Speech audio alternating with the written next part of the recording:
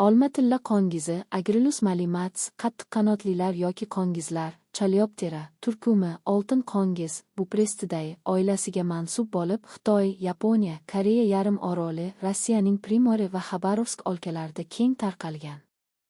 Tasodifan kelib qolganda, Ukraina, Moldova, Kavkaz va O'rta Osiyo respublikalarida tarqalishi mumkin. Olma tilla qongizi bronzasimon yoki metalsimon, yashil rangda, boshi yassi, yumaloq, peshonasi tik, ko'zi ancha katta, mo'ylovi 11 bo'gimli, arrasimon, oldingi ko'kragi osimtali, orta ko'kragi chuqurchasiga zich kirib boradi. Natijada gavdasi egilmaydi. Orqasi oldingi qismining yon cheti 2 qavatli, odatda qalqoni kondalang qilli. Oxirgi asosining yonidagi tishlari katta. Birinchi bo'gim uzunligi qolganlari bilan deyarli bir xil. Qongiz asosan olmaning hamma turdagi navlarini zararlaydi. Lichinkalari yosh novdalarni kambiy qatlami bo'ylab o'ziga yo'l ochadi. U yubka postloq ostida uni kemirib qisqa yo'l ochadi va shu yerda rivojlanadi. Zararlangan olma postlogi zararlanmagan joyga nisbatan qorayib qoladi. Shuningdek, harakatda bo'lgan lichinkaning ochgan yo'li 1,5–2 mm kenglikda, oq, qisqa chiziqlardan iborat. Lichinka yo'li qongir un bilan berkitib boriladi. Zararlangan o'simlik soliy boshlaydi, barglari to'kiladi va daraxt nobud bo'ladi. Qongizi yosh novdalarni va gunchalarni ep bitiradi. Qongizning uzunligi 5–8 mm, cho'zinchoq, toqqo'k.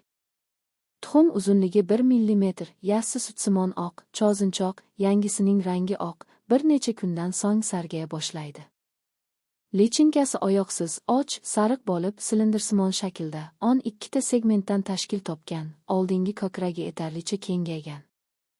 Ogiz apparati yaxshi rivojlangan, jaglari o'ta kuchli, bunda lichinkalar daraxtning yog'och qismini kemirib o'ziga yo'l ochadi. Oddiy ko'zi yo'q, tanasi yassi, uzunligi 18 mm gacha boradi.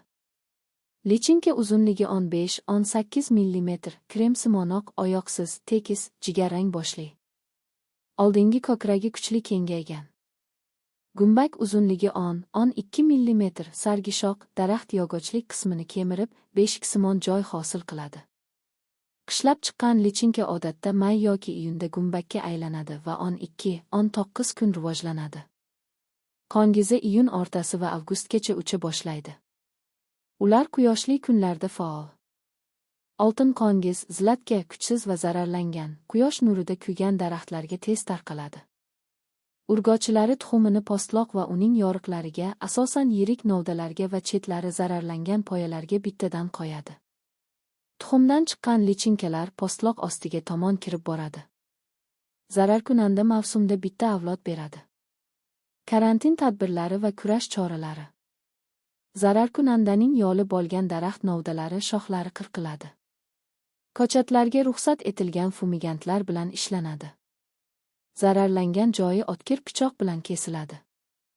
Yarador bo'lgan joylarga bog' malhamlari va bo'yoqlar surtiladi. Zararlangan yosh novdalar kesiladi va yoqib yuboriladi.